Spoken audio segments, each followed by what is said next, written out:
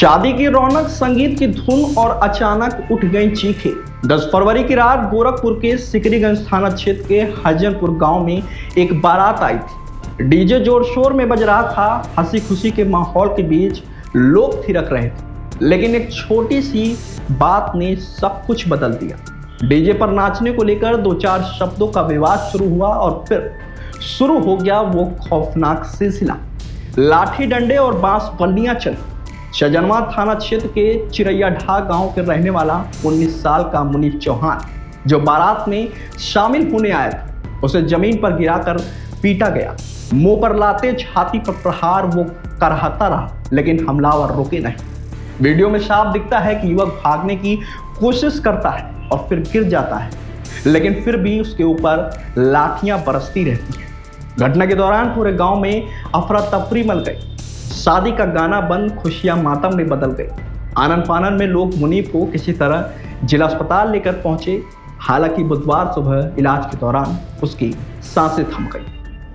बता दें कि मुनीफ चौहान 4 भाइयों में सबसे छोटा था। बीएसएफ की तैयारी कर रहा था। उसके सपने बड़े थे।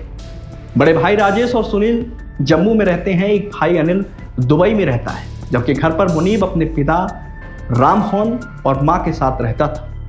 दुबई में रहने वाले भाई अनिल की शादी थी।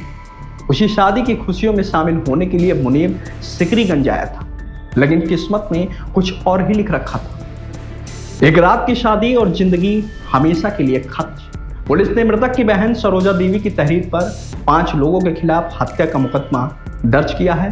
2 आरोपियों को हिरासत में भी लिया गया है। हालांकि सतेंद्र निक्कू समेत बाकी के आरोपी अभी फरार हैं। वही वीडियो वायरल होने के बाद गांव में भारी पुलिस फोर्स तैनात कर दी गई है। गांव में तनाव का माहौल बना हुआ है। एक छोटा सा विवाद, एक नाच का बहाना और एक जवान जिंदगी चली गई।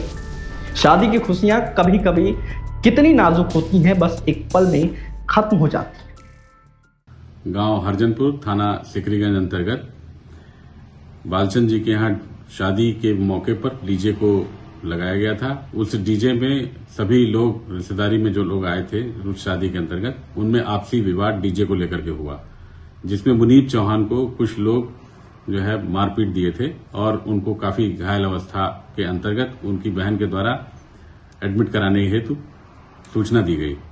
तत्काल थाने पर टीम निकाल करके घायल अवस्था में इनको जिला अस्पताल भिजवाया गया और सरोजा देवी जी की सूचना के आधार पर तत्काल मुकदमे को भी पंजीकृत करते हुए मुकदमा अपराध संख्या 35/26 सुसंगत धारा में पंजीकृत किया गया। दौरान इलाज ही सरोजा देवी के द्वारा यह बताया गया कि 2 और लोग भी थे जो इनको मारपीट रहे थे। तो इस प्रकार से 3 नामजद प्लस 2 और कुल मिला के 5 लोग को बताया गया, जिसमें से 2 लोगों को पुलिस की हिरासत में लेकर के पूछताछ जारी है। अन्य 3 लोगों के लिए पुलिस की टीम रवाना है। लगातार उनके भी हिरासत के लिए प्रयास किए जा रहे हैं और जिससे विधिक कार्रवाई की जा सके।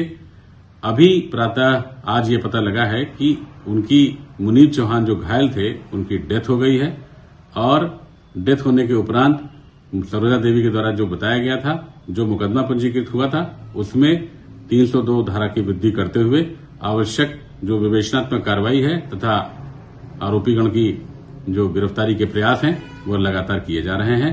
जल्द ही गिरफ्तारी कर इस विधिक कार्रवाई को समाप्त किया जाएगा।